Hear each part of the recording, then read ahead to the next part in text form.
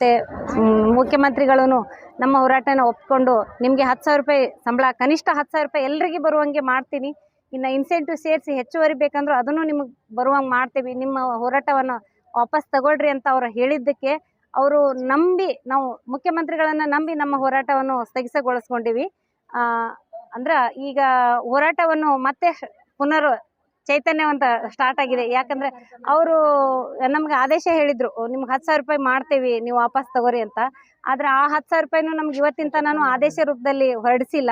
ಮತ್ತು ಬಜೆಟಲ್ಲಿನೂ 1,000 ರೂಪಾಯಿ ಹೆಚ್ಚಳ ಅಂತೇಳಿ ಘೋಷಣೆ ಮಾಡಿದರು. ಆ 1,000 ಸೇರಿಸಿನೂ 10,000 ರೂಪಾಯಿನೂ ಕೊಡ್ತೀನಿ ಅಂತ ಹೇಳ್ತಿದ್ದಾರೆ, ಅದನ್ನು ಆದೇಶ ಹೊರಡಿಸ್ತಿಲ್ಲ. ಅದೇ ರೀತಿ ನಮ್ಮ ಜಿಲ್ಲೆಯಲ್ಲಿ, ನಮ್ಮ ಕರ್ನಾಟಕದಲ್ಲಿ 1.5 ಲಕ್ಷ ಅಂಗನವಾಡಿ ಕಾರ್ಯಕರ್ತಿದ್ದಾರೆ, ಬಿಸಿ ಊಟ ಕಾರ್ಯಕರ್ತಿದ್ದಾರೆ. ಅವರಿಗೆ 1,000 ರೂಪಾಯಿ ಹೆಚ್ಚಳ ಅಂತೇಳಿ ಘೋಷಣೆ ಮಾಡಿದ್ರು. ಆದರೆ ನಮಗೆ 1,000 ರೂಪಾಯಿ ಹೆಚ್ಚಳ ಅಂದರೆ ನಾವು 42,000 ಆಶಾ ಕಾರ್ಯಕರ್ತರು, 20,000 ಆಶಾ ಕಾರ್ಯಕರ್ತರಿಗೆ 1,000 ರೂಪಾಯಿ ಹೆಚ್ಚಳ ಕೊಡ್ತೀನಿ. ಇನ್ನು 22,000 ಆಶಾ ಕಾರ್ಯಕರ್ತರಿಗೆ ಕೇಂದ್ರ ಸರ್ಕಾರ ಭರಿಸಬೇಕು, ನಮ್ಮ ಹತ್ರ ಬಜೆಟ್ ಇಲ್ಲ ಅಂತ ಹೇಳ್ತಾ ಇದ್ದಾರೆ. ನಮಗೆ ಇದು ಅನ್ಯಾಯ ಆಗ್ತಿದೆ. ಅದಕ್ಕೆ ನಾವು 42,000 ಆಶಾ ಕಾರ್ಯಕರ್ತರಿಗೆ ಒಟ್ಟುಗೂಡಿಸಿ ಕನಿಷ್ಠ 10,000 ಒಂದೇ ಸರಿ ಬರುವಂಗೆ ನಮ್ಗೆ ಫಿಕ್ಸ್ ಆಗಬೇಕು. ಇದನ್ನು ಈಗಲೇ ಸಿದ್ದರಾಮಯ್ಯ ಅವರು ಜಾರಿ ಮಾಡಬೇಕು ಅಂತ ಕೇಳ್ಕೊತಾ ಇದ್ದೀನಿ.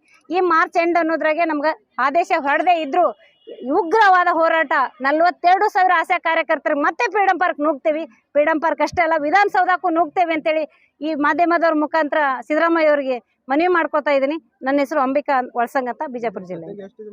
ನಮ್ಗೆ ಸದ್ಯಕ್ಕೆ ರಾಜ್ಯ ಸರ್ಕಾರ 5,000 ಕೊಡ್ತಾ ಇದ್ದಾರೆ, ಕೇಂದ್ರ ಸರ್ಕಾರ 2,000 ಸೇರಿಸಿ 7,000 ರೂಪಾಯಿ ಸಂಬಳ ಕೊಡ್ತಾ ಇದ್ದಾರೆ.